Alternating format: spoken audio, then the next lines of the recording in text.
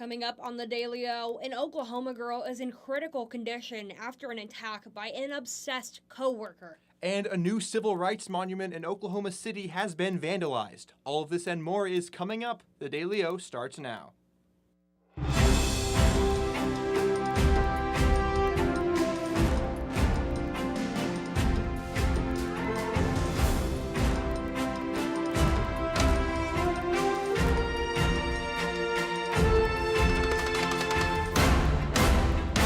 Good evening and welcome to the Wednesday edition of the Daily O. I'm Shay Faulkner. And I'm William Manzel. We're glad you're with us.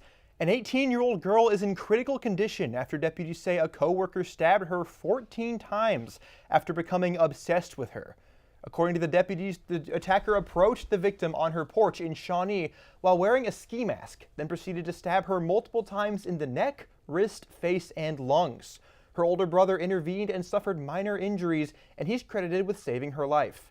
Investigators say the 24-year-old suspect and victim worked together and that he had been sending unsolicited gifts and food deliveries before the attack. He was arrested in Newalla and booked on aggravated assault and other charges. Officials say if you're ever in a situation where someone's unwanted attention or stalking feels more than just a crush, report it early. The tiniest signs can escalate quickly. A newly dedicated monument in downtown Oklahoma City honoring the historic 1958 Katz Drugstore sit-in has been vandalized. The Clara Luper National Sit-In Plaza, unveiled just weeks ago, features life-size bronze sculptures of civil rights icon Clara Luper and the 13 NAACP youth who staged the sit-in. But recently, someone scratched nearly every sculpture, including Luper's image with what appears to have been a key or pocket knife. City leaders say the damage is superficial and no structural harm has been done. Planning is already underway to clean and repair the bronze fixtures. The incident has sparked outrage in the community, with local leaders calling it a painful blow to a monument meant to honor courage, equality, and social change. An update about yesterday's cold case arrest. We're learning from the Tulsa County Sheriff's Department that 62-year-old Angie Cutnose has always been a suspect in the 1997 murder of Todd Sanseverino. Cutnose has now officially been charged with first-degree murder. Sanseverino, who was shot while visiting a home in Sand Springs on July 19, 1997, would have turned 61 yesterday. The Sheriff's Cold Case Task Force developed new information that led to the arrest. The case will now move forward with prosecutors, and Cutnose will face the full weight of first-degree murder charges. The grocery chain Kroger is shutting down its Oklahoma City delivery hub, impacting nearly 200 workers. The fulfillment center, which has been operating for just a few years under Kroger's Blue Truck delivery model, will stop accepting orders after January 31st, with final deliveries on February 1st. In a message to customers, Kroger said the decision was made after assessing our service and pointed to plans to lean more into third-party delivery partners like Instacart, DoorDash, and Uber Eats. The company says this move will improve its e-commerce profitability, but for now, local residents who counted on Kroger delivery will need to find new grocery options or switch to different delivery services. It was a cool day here in Stillwater, but how is it looking now? Macy Strain is in the Weather Center. Macy? Yeah, guys, we have had a beautiful day here out in Stillwater, but let's go ahead and take a look at the current conditions. Right now, it's about 72 degrees and a real feel of about 72. We have a little bit of wind coming out of the northeast at about 3 miles per hour, but let's go ahead and take a look at that live shot on the west side of campus. We can see that partly cloudy sunset looking absolutely beautiful. Well, that's all I got for right now, so I'll go ahead and send it back to the desk. All right, Macy. When we return, the code called, and one real estate owner and OSU alum answered it. We'll show you how much that cost. And a four-legged porch pirate. The Daily O returns right after this.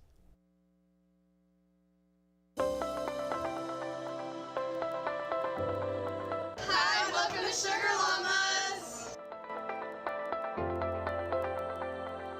Well, I'm the owner of Sugar Llamas here in Stillwater. My name is Chad O'Rourke. We want to create a customer-centric culture and create an experience for our customers when they come in. Our ice cream in particular, you can get it other places, but I'm only aware of like one other place besides the Sugar Llama in the state of Oklahoma that you can get it. We actually ship it in from up north, but when it comes to our coffee, you cannot get Sugar Llama coffee anywhere else in the world. You might find a blend similar to it, but you're not going to get Sugar Llama coffee anywhere but a Sugar Llama. It is proprietary to us. We really actually want to get more involved within our community. It's not just about making money, but it's about serving our community and becoming a part of the community here.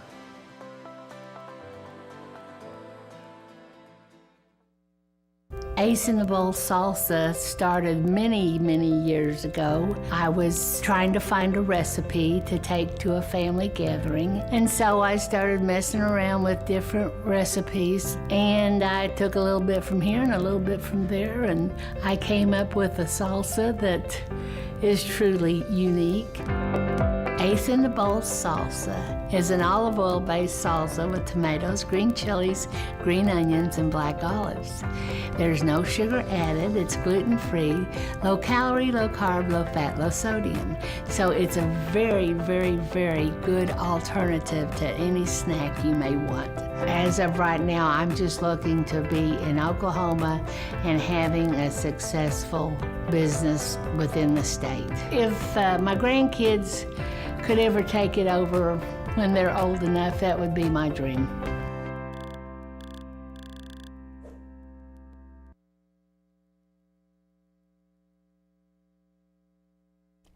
Real estate leader Dean Widener, founder and chairman of Widener Apartment Homes, has donated $10 million to OSU.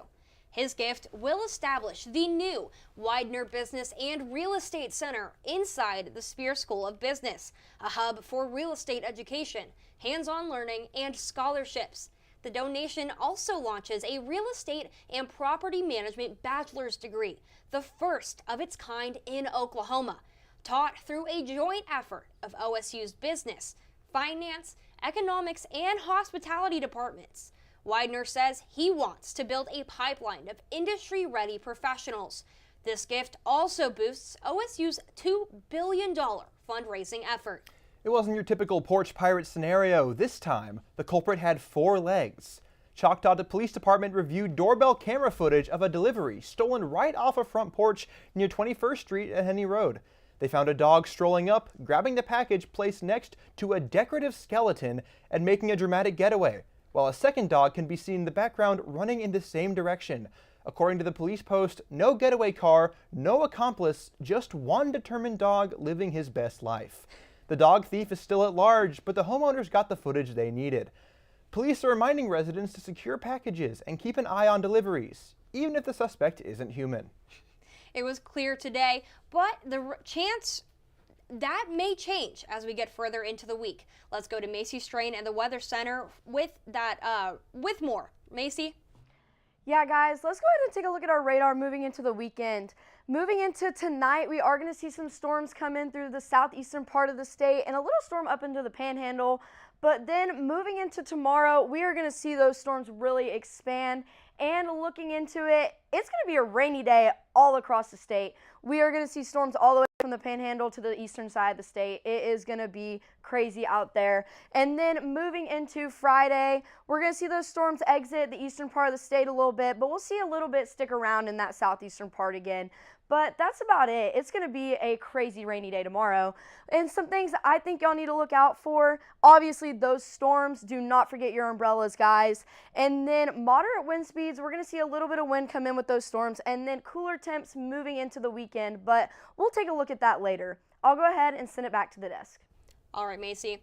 When we return, a nearly unanimous vote in Congress moves the Epstein files to President Trump's desk. We'll show you how it got there. And many Americans could be facing a massive financial strain. The Daily-O returns right after this. We would design something, it was set on the counter, and people was either, if enough of them said, you know, this isn't it, it never made to the line.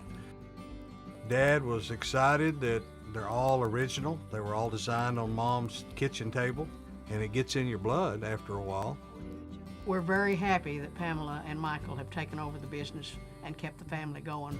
We took the business over in 2017. When we found that it was available, we wanted to keep the legacy of family alive, but it was also incredible products that deserved to be a part of Made in Oklahoma's story.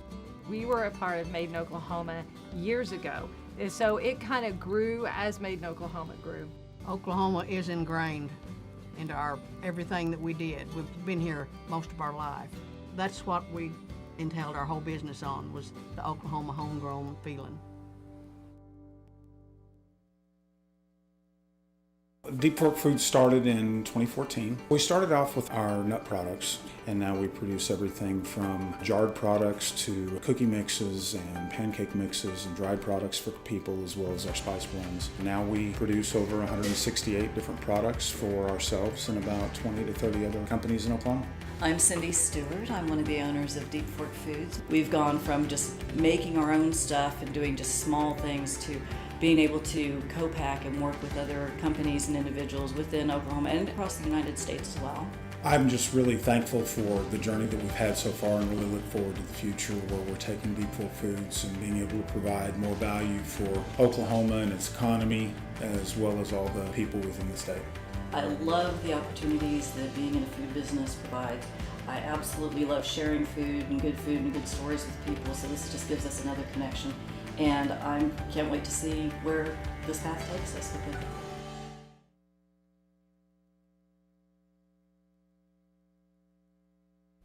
The United States Congress has approved the Epstein Files Transparency Act in a nearly unanimous vote of 427 to 1 in the House. This sweeping legislation covers investigation files, communications, flight logs, and any records referencing Epstein's network, specifically including ties to his associate, Ghislaine Maxwell. President Donald Trump, who previously questioned the transparency push, now says he will sign the bill into law once it clears the Senate. The bill is expected to receive unanimous support in the Senate. From there, it will head to the desk of the president. Once signed by the president, the DOJ will have 30 days to comply and release the records. A significant shift is looming for Americans who rely on health coverage through the Affordable Care Act marketplaces. The enhanced premium tax credits that helped keep insurance affordable may expire at the end of the year unless Congress acts. These subsidies were expanded during the pandemic and have helped millions stay insured. With no extension yet in place, analysts warn premium payments could more than double for many people next year. About 3/4 of Americans say Congress should extend the subsidies, yet legislative deadlock means the fate of these benefits remains uncertain. If the subsidy boost disappears, coverage could shrink, premiums skyrocket, and millions could find themselves priced out of the marketplace. In a new court settlement, National Public Radio, also known as NPR, will receive about $36 million in grant money to keep running. The funds come via the Corporation for Public Broadcasting, resolving a dispute that saw NPR accuse the Corporation of Public Broadcasting of bowing to political pressure, particularly from President Donald Trump. NPR says that the move to cut off funding violated its First Amendment rights. As part of the agreement, both sides say Trump's executive order to defund NPR and PBS is unconstitutional, and CPB pledges not to enforce it unless a court orders otherwise. The U.S. National Archives has released more than 4,600 pages of once classified documents related to the disappearance of aviation pioneer Amelia Earhart. The new materials include Navy and Coast Guard search reports, radio logs from the Coast Guard cutter Itasca showing her final known communications maps, weather data, and even intelligence files. The release comes after a directive from President Trump, ordered in September, to declassify all records tied to her last flight. Director of Intelligence Tulsi Gabbard says she hopes the new documents may provide information that will help locate Earhart's final resting place. Public health officials are sounding the alarm as cases of whooping cough are soaring across the U.S., and it's tied directly to slipping vaccination rates. In states like Texas, Florida, and California, outbreaks are hitting their highest level in years. Texas alone already reported more than 3,500 cases in 2025. up sharply from just 1,928 in 2024. Health experts point to a mix of factors: fewer children getting their full vaccine series, immunity that fades over time, improved testing that uncovers more cases, and even vaccine exemptions increasing in some areas. The most vulnerable are babies under 1 year old. They're too young to be fully protected and face the greatest risk of severe complications like pneumonia or death. Cowboy wrestling continues to pile up the praise. Alyssa Brandon has that and more in the Sports Corner when we return.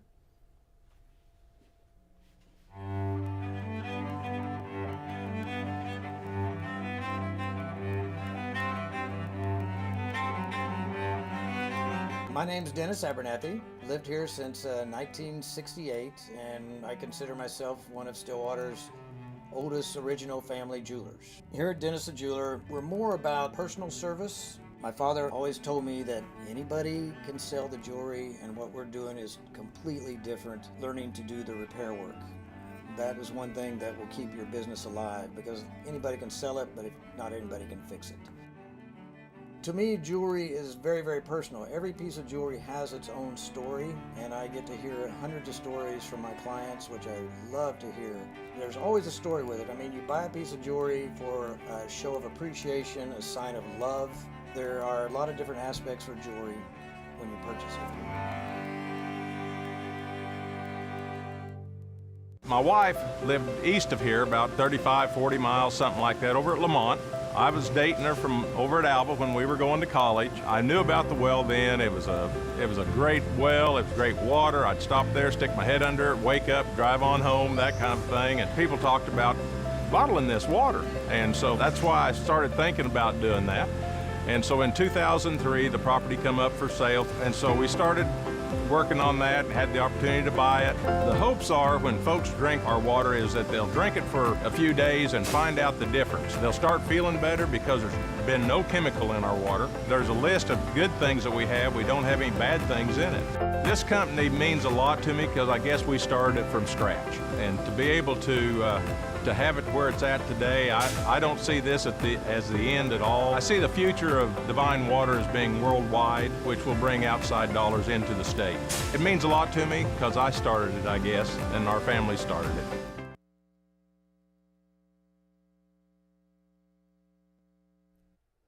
Welcome back and welcome into the Sports Corner. I'm Alyssa Brandon. Now let's see what's going on in sports.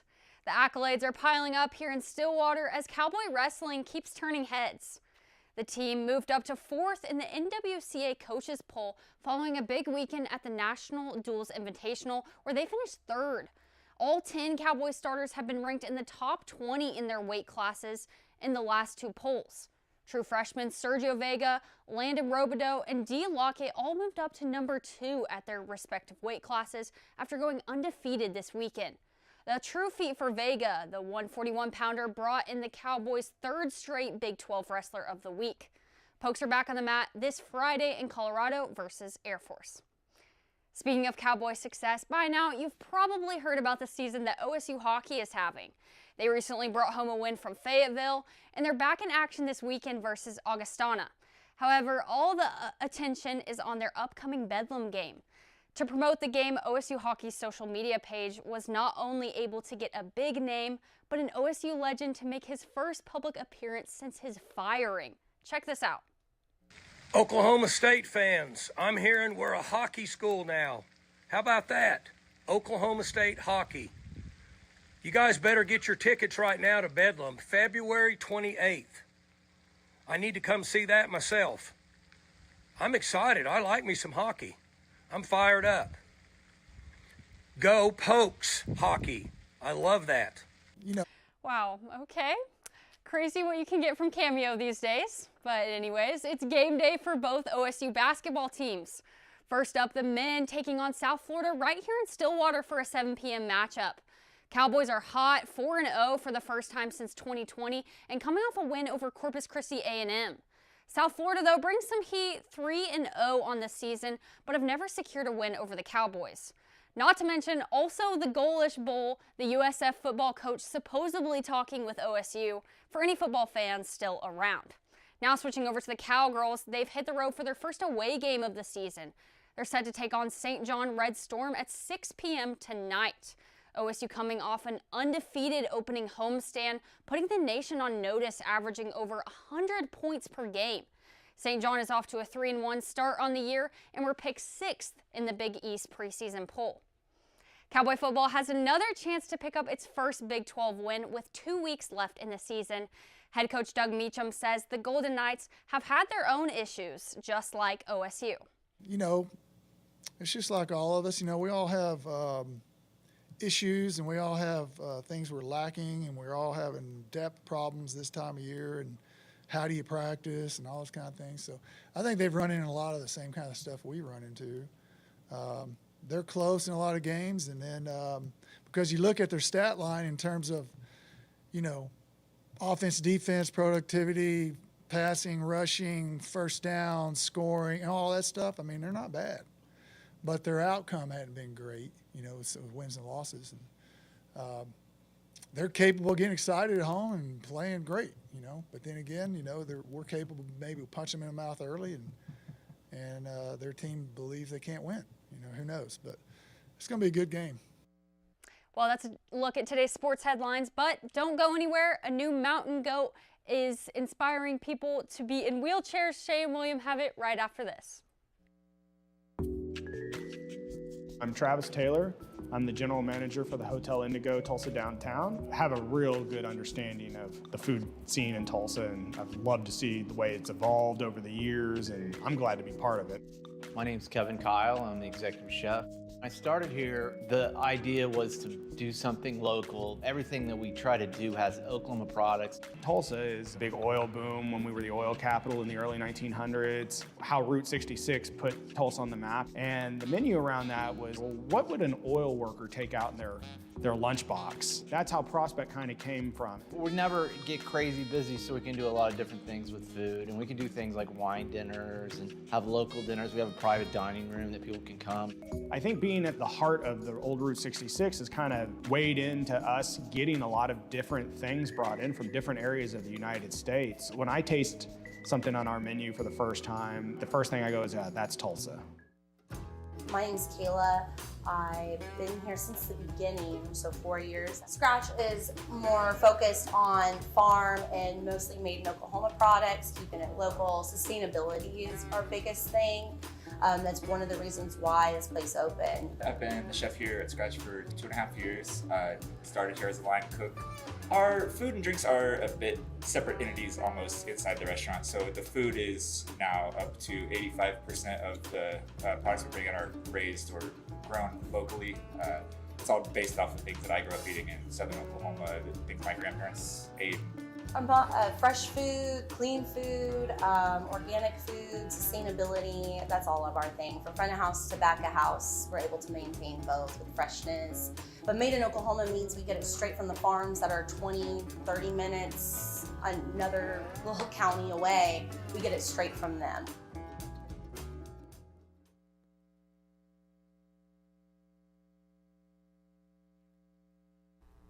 It was another night of eliminations on Dancing with the Stars last night. Riley Cohen has that and more in our A-List update. Riley?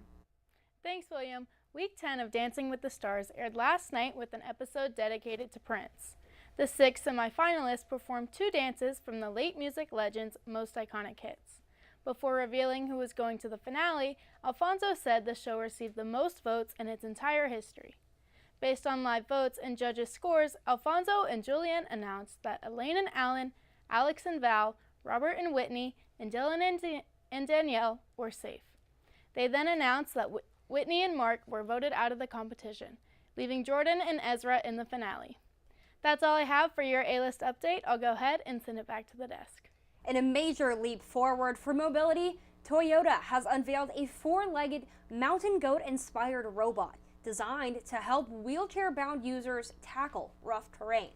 Called WalkMe, the device features 4 mechanical legs that bend and move independently, giving it the agility of sure-footed animals like mountain goats.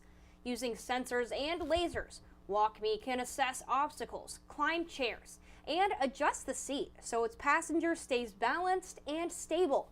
What's more, it runs on a 12-hour battery, and users can call out destinations like kitchen or faster for voice-activated movement. And when you're done, the legs fold up. In just 30 seconds, the robot becomes compact enough to fit in the back of most cars. This could mean a whole new world of independence for those who rely on wheelchairs. On November 19th, we observe World Toilet Day, a global call to action to ensure everyone has access to safe, well-managed sanitation. Billions of people around the world lack access to toilets that protect their health, dignity, and safety. This year's focus is on accelerating the journey to future-ready sanitation, toilets that are accessible, climate-resilient, and well-funded. The UN says that by investing in sanitation today, we invest in public health, gender equality, and a cleaner environment tomorrow. They ask everyone to flush away the barriers and build a future where every person in every community can answer nature's call with dignity. Well, before we go, let's go back to the Weather Center where Macy Strain has our 7-day forecast. Macy? Yeah, guys, let's take a look at that 7-day.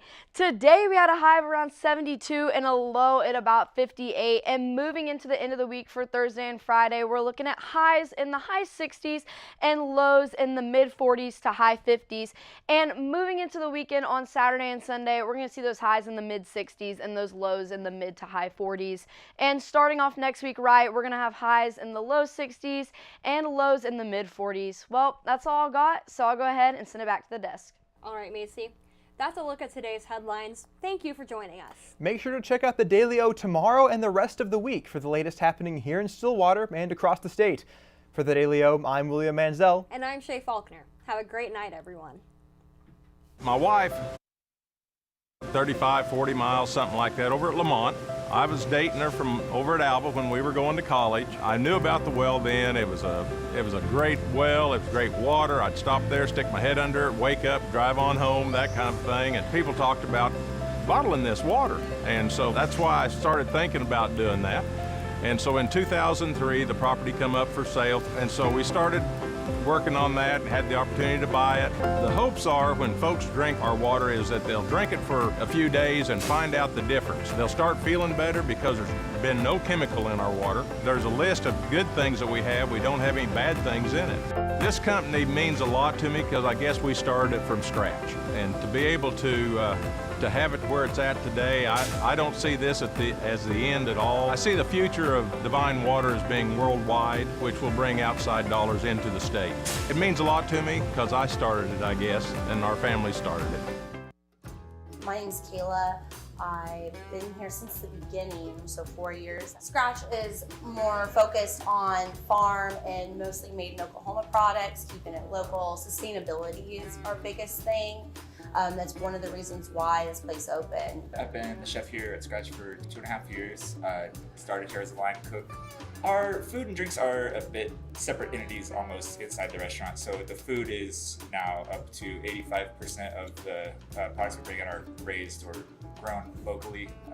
It's all based off of things that I grew up eating in southern Oklahoma, the things my grandparents ate.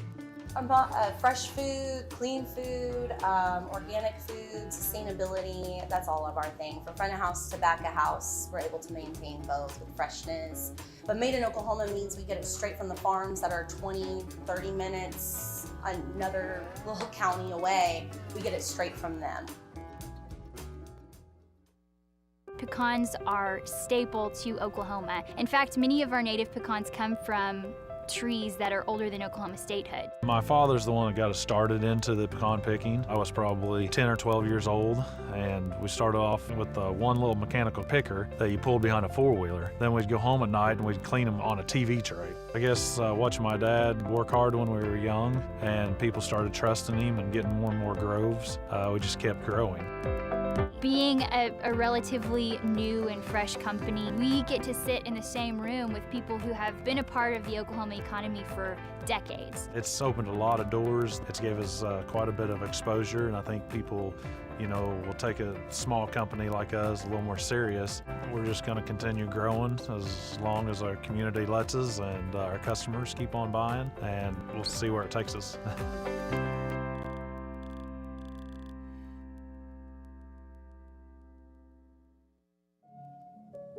Thank you for coming to Stay and Play Pet Resort. This is where we can board your pet at any time for your convenience and make them feel at home. We have 5 different kennels for your pet. We have luxury suites that come with TV, camera, fire